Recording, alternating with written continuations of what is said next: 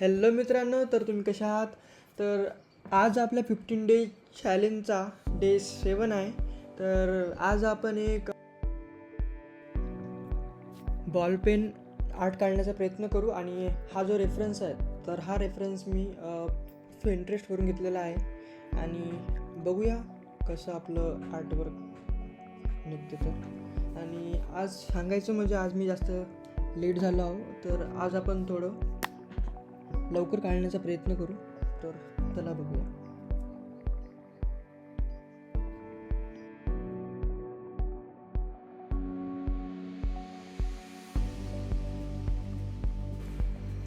बघू शकता मी काढण्याचा प्रयत्न करत आहे.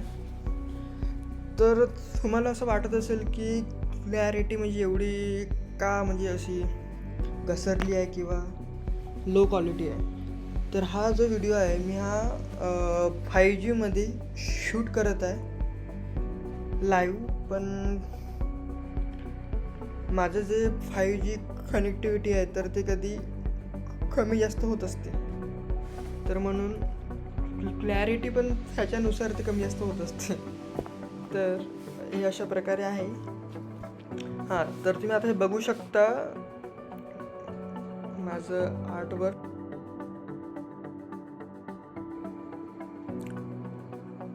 बॉल पेननी जेव्हा तुम्ही कोणत्याही प्रकारचं आर्टवर्क काढण्याचा प्रयत्न करता आणि जर तुमची एखादी लाईन चुकली आणि जर तुम्ही मग असा विचार करत असाल की आता माझं सगळं जे आर्टवर्क आहे तर ते खराब झालेलं आहे, तर असं नाही आहे.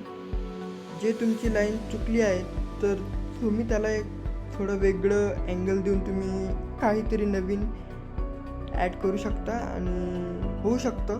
पण या सगळ्या गोष्टी कधी येणार तुम्ही जेव्हा जास्तीत जास्त प्रॅक्टिस कराल.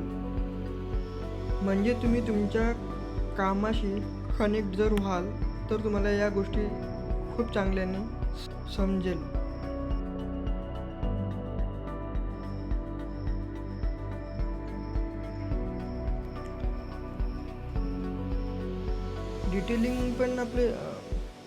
डिटेलिंग पण एवढं काही खूप जास्त काही महत्त्वाची नसते. आपण जर थोडं हायलाईट जर म्हणजे प्रॉपर जर थोडं देण्याचं केलं तर आपलं जे आर्टवर्क आहे तर ते अजून चांगलं दिसू शकते. डिटेलिंग न करता मी थोडं हायलाईटकडे फोकस करत आहे. तर डिटेलिंगला आपण जर जास्त वेळ दिला तर म्हणजे खूप चांगली गोष्ट आहे. पण तुम्ही एक अल्टरनेटिव्ह म्हणून तुम्ही हायलाईटवर पण तुम्ही जास्त फोकस करा. म्हणजे जे तुमचं आर्टवर्क आहे तर ते अजून तुमचं चांगलं निखारून येईल. तर मित्रांनो, अशा प्रकारे आपलं आर्टवर्क जे आहे तर ते पूर्ण कंप्लीट झालेलं आहे. तुम्ही बघू शकता. थँक्यू, धन्यवाद, बाय.